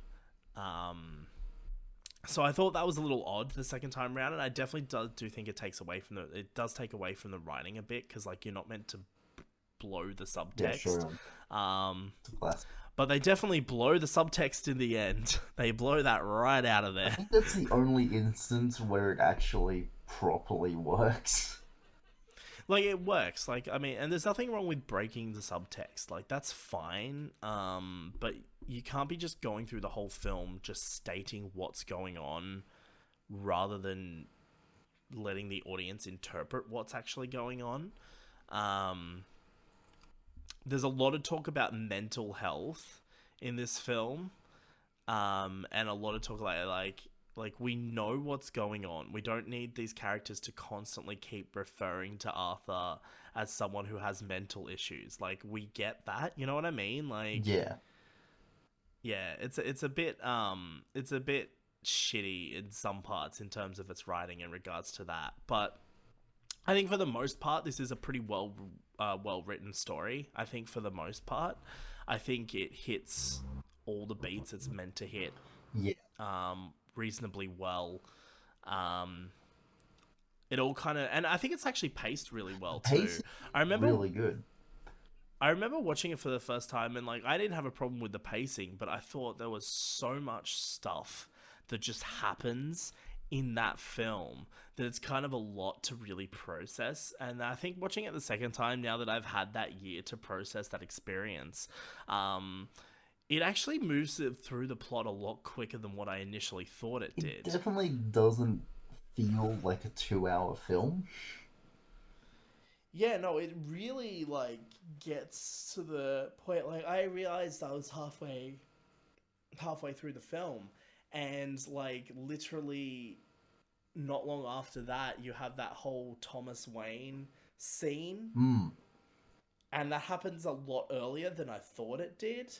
And yeah, it kind of thing. I will say though, in terms of the pacing, it really does kind of push it really quickly towards the end. Like, a lot of shit In happens the last in that 20, last like 30 20 minutes. Yeah. So I will say, like, the it's not perfect. Like, the last 20-30 minutes is really quick and a lot of things happen. But I do think it's very well paced overall, just in terms of the plot progression and kind of the character's slow descent into madness. And, like, we got to talk about the performance. Joaquin Phoenix, my boy. Does a fucking fabulous job. He's really good in this film. He's really good. His facial expressions are like the most notable thing for me. Is He's very much he's very much a really good at conveying the raw emotion of the character, yeah. but also conveying the character hiding that emotion by faking other emotions at the same time. And one thing I really love about him is the laugh. I want to talk about the Joker laugh. What I love about the laugh is as the film progresses, that laugh becomes like at the start it's like a condition, right? Or it's not even like a condition. Like it's like, you know, like obviously it was like he was beaten as a kid and had suffers brain damage, and that's where his like laughing condition comes from. Um, but what I love is like in that whole first part of the film, especially when he's like really down, like you see it in his performance. His whole like demeanor is very different. Like you just see it when he walks through the streets. You know, he's kind of hunched a little bit. I did notice that when he walks through those streets in the opening parts of the film, when he's hunched, his head's kind of on a slight angle.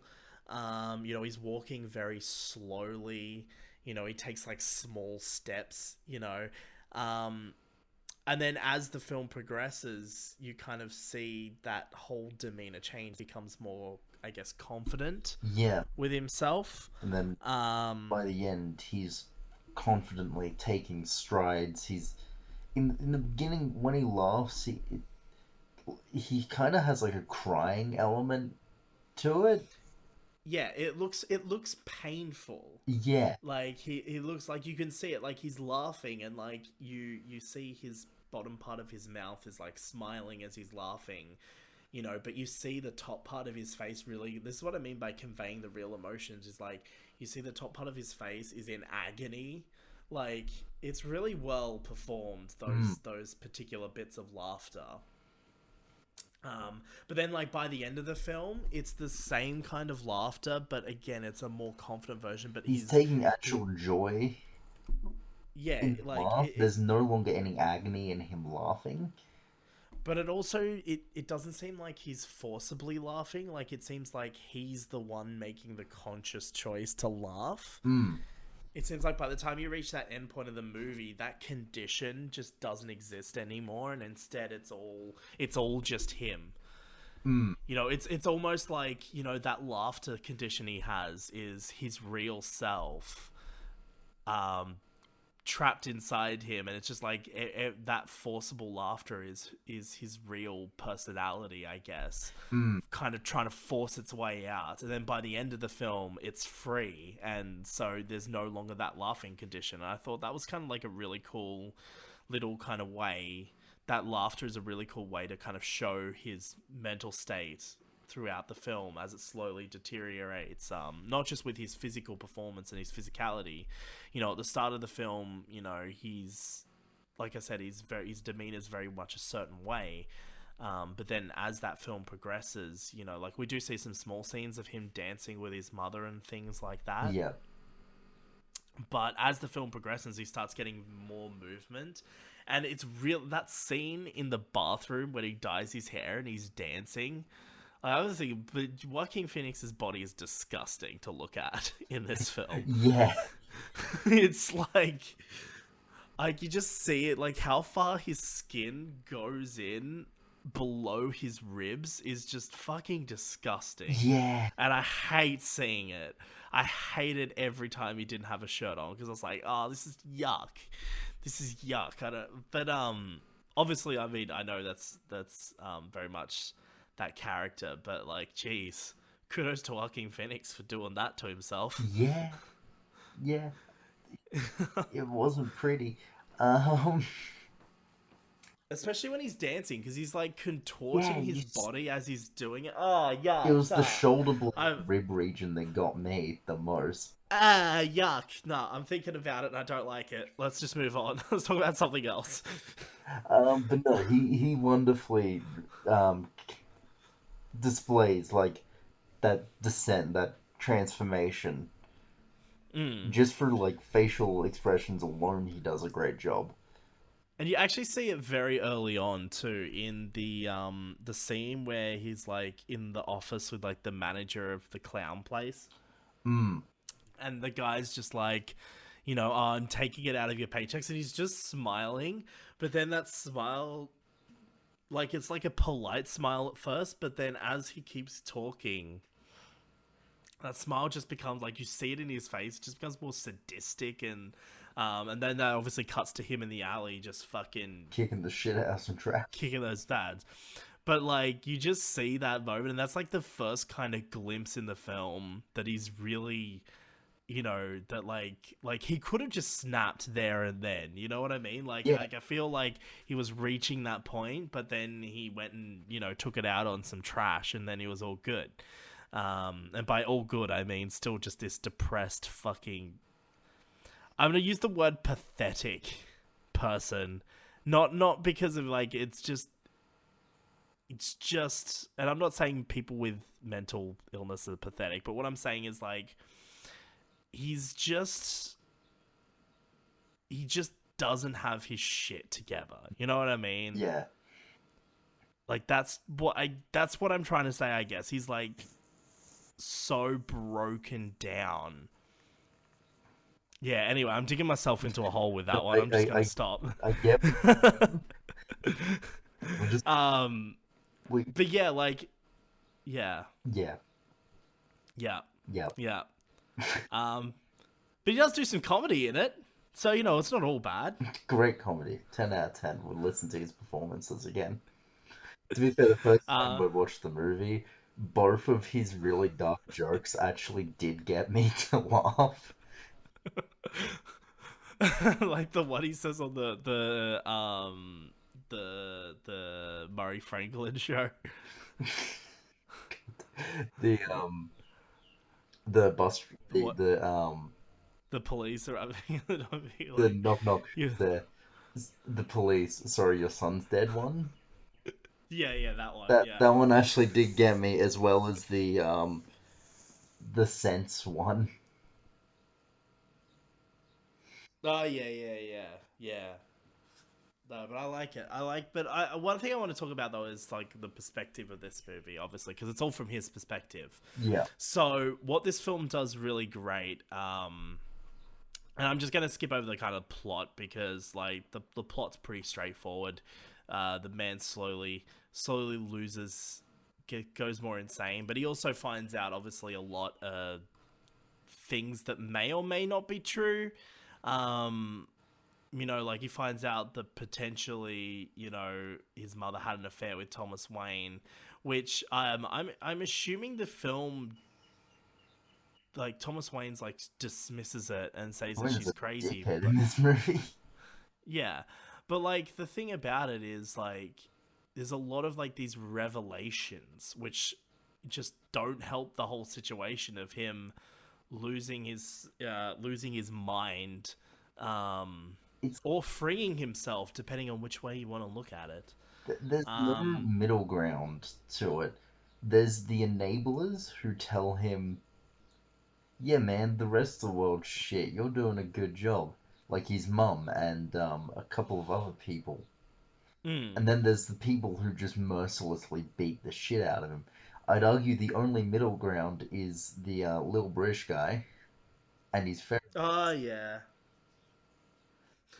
Yeah, I like that character a lot actually. Yeah, um But yeah, so like it slowly descends, and at the same time, there's kind of this movement building up. So like the big inciting incident of the film, is that he kills those. Wayne Enterprise. Um, Yeah, I mean it's not the inciting incident of the film, but it's the inciting incident of like the larger overall plot going on within the universe of the film. He kills those billionaire people, not billionaires, but like those people that work for Wayne Enterprises on the train, right? and they're absolute drunk dickheads. Yeah. So he kills them, and that kind of sparks this kind of movement, from essentially what I'm going to assume that it's not just the lower class in Gotham; it's also like the middle class as well. Yeah, it sounds like Like, the high class um, yeah, is like reigning supreme in Gotham. yeah. Um, but yeah, so they are kind of, it kind of starts this movement against them, which kind of builds and builds as the film goes on, and you even see it like Joker is, Arthur's sitting there and he knows, he's responsible for this. Um, but not like a normal like an the average Joe, who might be like freaking out about the whole thing. He actually takes pleasure in it. He sits there, like when they do those news reports or whatever, like Thomas Wayne comes on and says a thing, and he's just sitting there in his couch with his on the couch with his mum, and he like laughs at something, and his mum's like, "That's not funny," and he's just like silent. He doesn't acknowledge Yeah, the fact that he's just done that. That's kind of cool. But yeah, this film's all from his perspective, so it comes into the question of what's real and what's not. Um, and what's your take on that? my take, I think anything that ever was happy in his life is fake. Yeah. Honestly, I think any Okay. moment he's getting the shit beat out of him was the real incident. Like, I Yeah. don't, like, obviously the three people getting shot happened, and for him, I guess that was a, in retrospect, weirdly happy moment because it led to his burst in fame.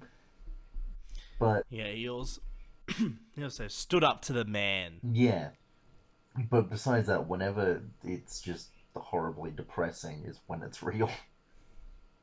Yeah.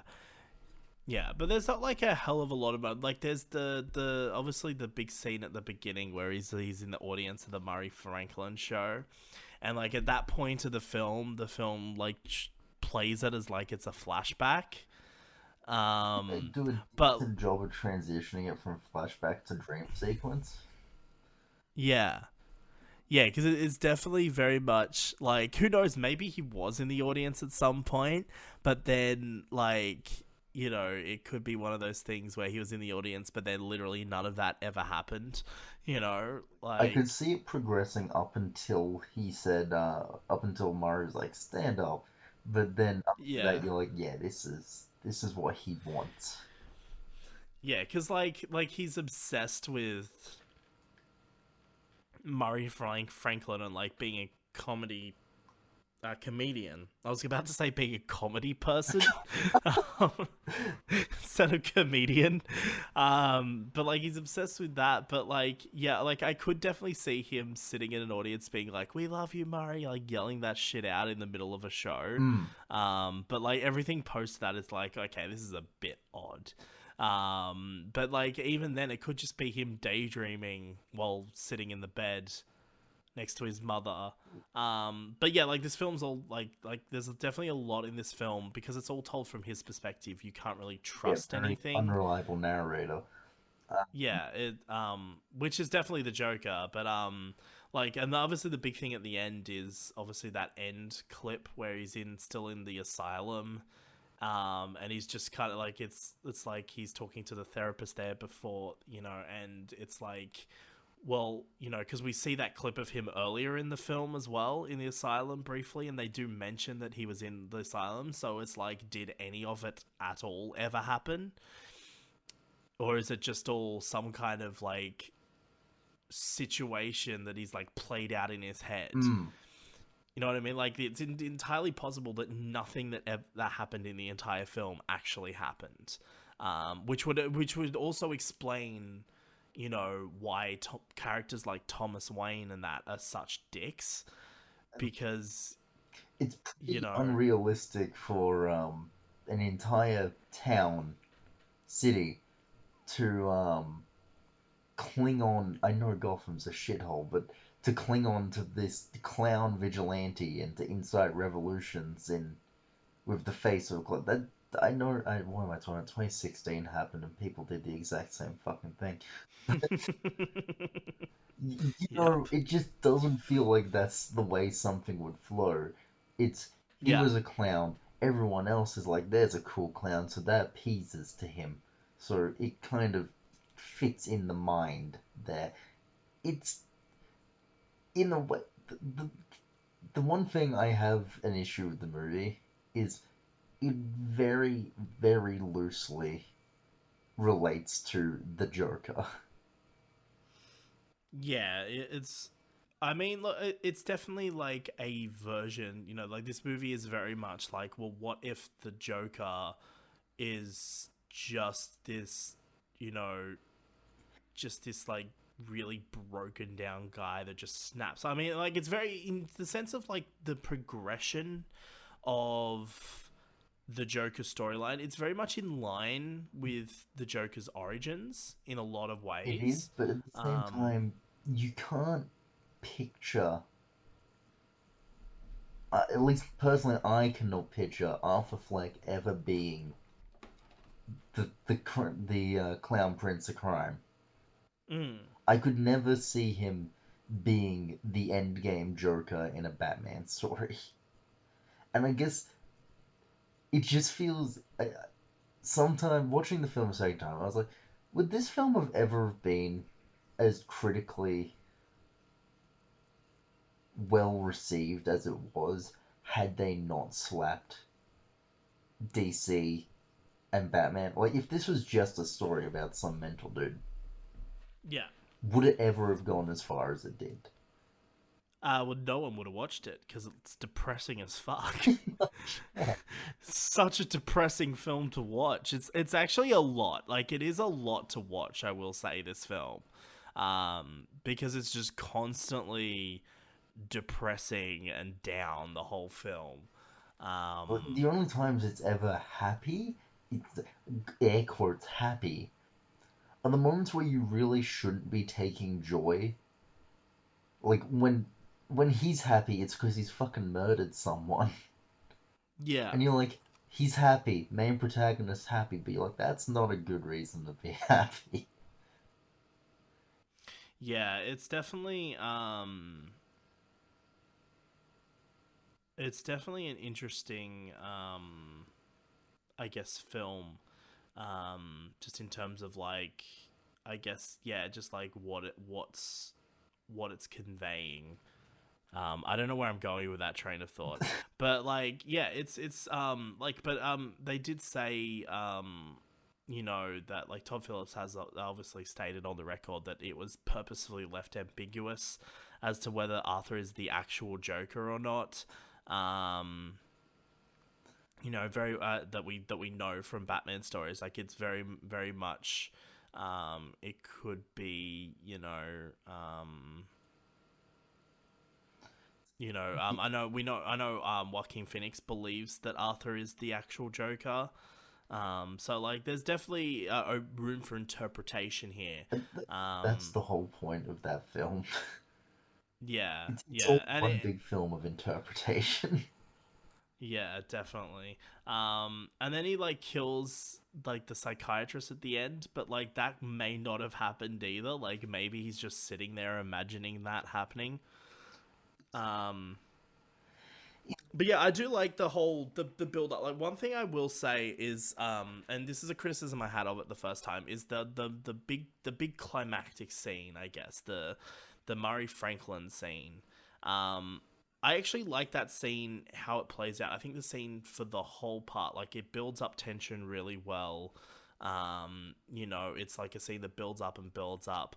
But I remember, and I like that, he just snaps and kills him. And I also love the part where he goes up to the camera as well and is like, like, and as always, that's life. And then he gets cut off. Like, it's a very Joker thing to, like, grab the That camera and do that. yes, that exact moment is very much the classic DC Joker.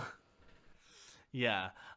The only part I don't like about that scene, and this is like what I was saying before, is the right before the climax of the scene where he starts screaming, what happens when you take a mentally ill loner with a society that abandoned him and treats him like trash. And I'm like, you're just literally saying the plot of the film.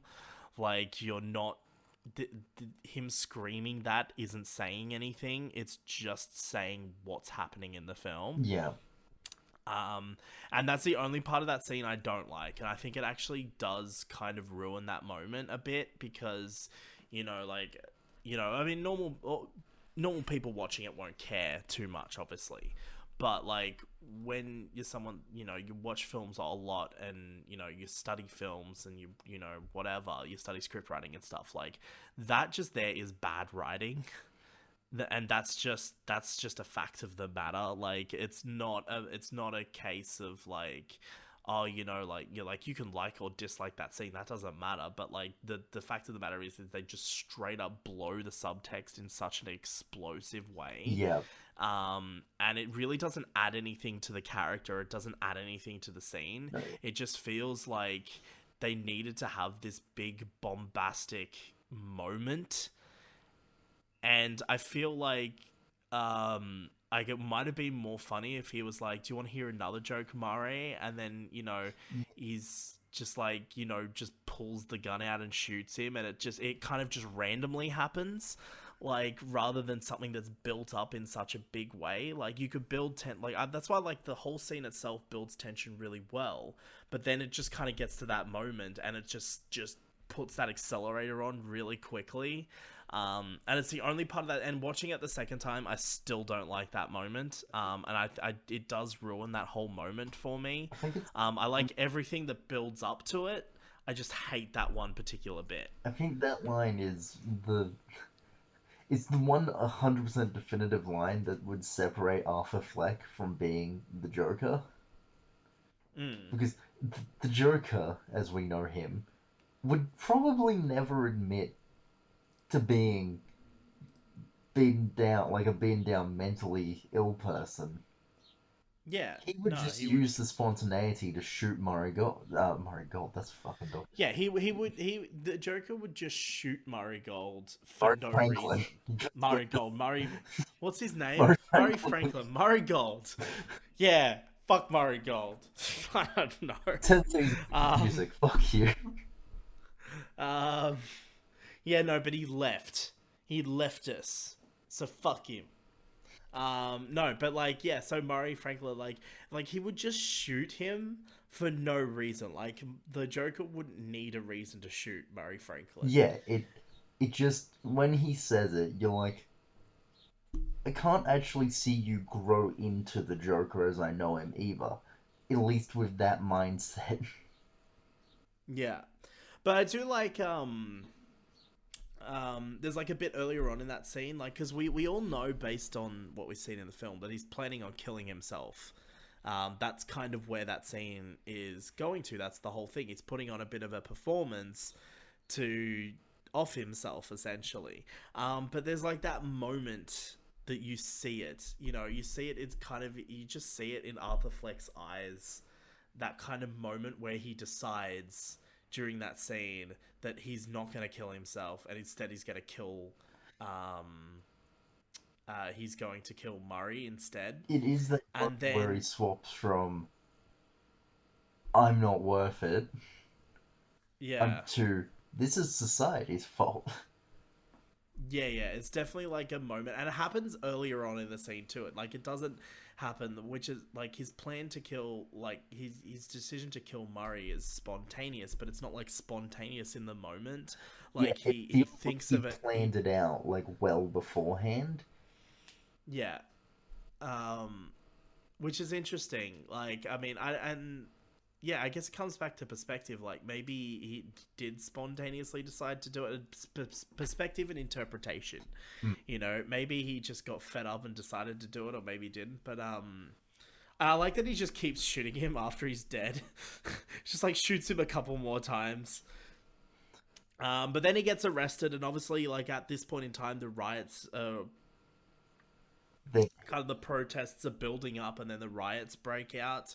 And you have that whole bit where he's, kind of like they crash into the police car and they take him out, and then he's standing there, and he's essentially some kind of like Jesus type figure, mm, which I thought was a little odd, I will say, watching it second time around. But what do you think of this tying into Bruce Wayne's origin? it doesn't. In my mind, Yeah. I know. Yeah, well, in this universe it does. But like, do you think it's necessary? No, I didn't think Yeah. the movie doesn't lend itself. The universe of this movie does not lend itself to Batman. Yeah. Um, it's a good introspective into Arthur Fleck and his version of the Joker, but I could never see that Joker meet Batman. Yeah. In fact, the only place I ever see that Joker is just in Arkham. Pretty much, I yeah. don't, I don't think he's gonna get going anywhere. The only Um, continuation I could ever feasibly see from a Joker film, and it doesn't need one, so Jesus Christ, don't do it. It does not need a sequel, is a Harley Quinn sort of deal. yeah, And that's a very loose thread, but it's the only way I can see it going. yeah. Although I think it has been reported that there is a potential sequel in development. Doesn't need one because what a sequel would do is it's like when a video game comes out and the first game has so many options and multiple endings, but it's not one of those Mass Effect type things. So then you go into the second game and it's like, yeah, all of this was real, and you're like, oh, well, I guess my choices didn't fucking matter. If a sequel to Yeah. Joker came out, I feel like that's the only way they could do it is to canonize some of the previous film, and that Mm, takes away from the first film. yeah. I think what's been discussed is because there's been obviously a lot of yeah, maybe. I know Todd Phillips has been very much suggested that if there's a story to tell, then they will make a sequel. I think even Joaquin Phoenix is very much said he's on board to do it if there's a way to do it. Because obviously, like you said, the movie's not designed to have sequels. It is from an official Warner Brothers perspective. It's designed to start the kind of DC Black Label And line of films, I'm but okay it's with not. that. Yeah, it's not designed to have a sequel itself. Um, there was a lot of rumors going around that because of when the Batman is set, that and because of the age of Bruce Wayne in that film, that the Batman will be set in the same continuity as well. But that's been um, shut down. Um, but I think Todd Phillips, he has said recently, and by recently I don't know exactly when he said it, but he has said he um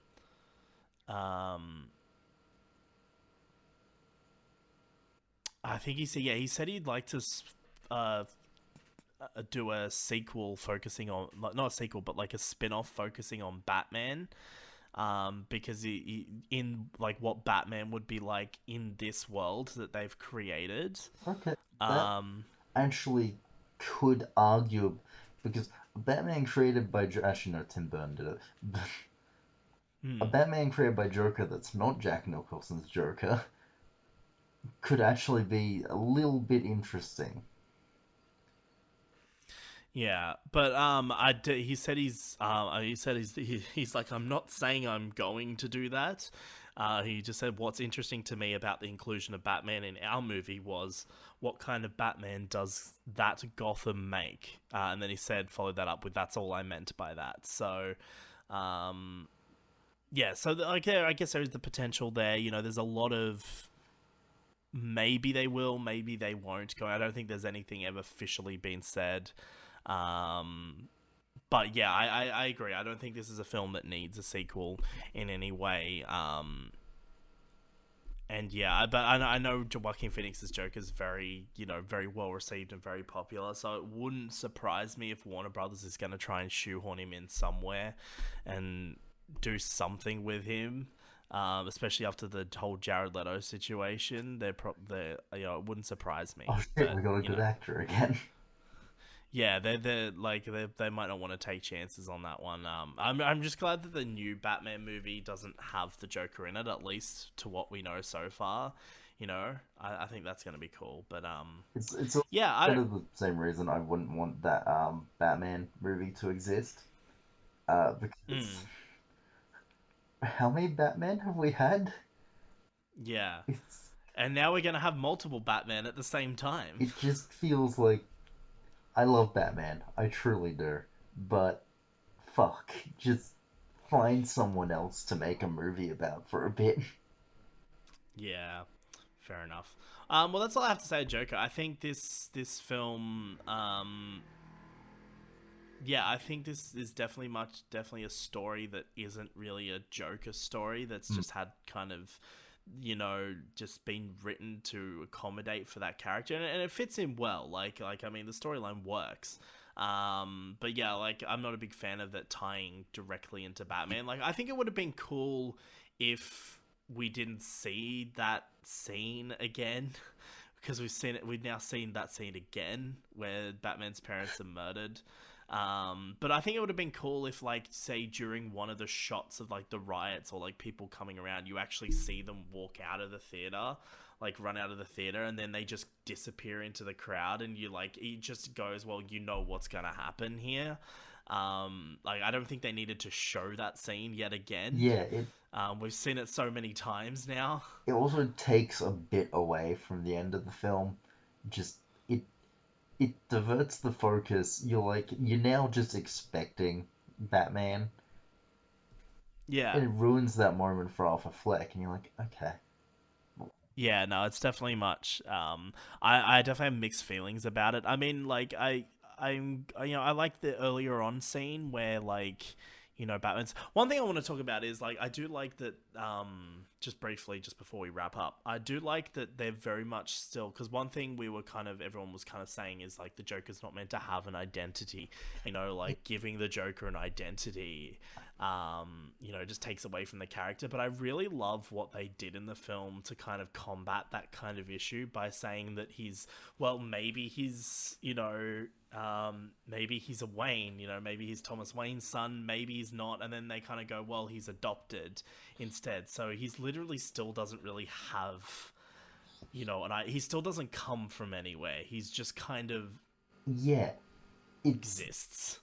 it follows all the hallmarks that were set by like the 80s Joker Yeah. of you don't know who he is, he doesn't even know who he is. He just is. It follows that pretty damn well. It just the characterization is just the tiniest bit off that I Yeah. can't feasibly see them as the same person. Yeah. He's very much it's very much like a case of like his Joker is very much like this one-off Joker. Like Yeah, he's the Joker for this night, and then he's back to being Arthur Fleck, but he's a changed Arthur Fleck, and it's very much a case of like he's now in an asylum, but he's changed forever. He's a different person now, but this whole Joker persona is very much a like one and done kind of thing. Like it's not yeah, something he continuously embraces. and I don't know. There's a lot of interpretation. that's pretty much yeah. Like I said earlier, the film is interpretation. That's all it is. Yeah. But that's all I really have to say about it. That's how. It I did. don't know if you have anything to add. I'll just say it didn't quite hold up the second time through. Uh, Yeah, yeah. you I watch it the guess. first time and you're like, this is a really, really, really good film. And then you watch it the second time, like, it's good. I won't take that away from it, but I kind of wish I hadn't seen it again.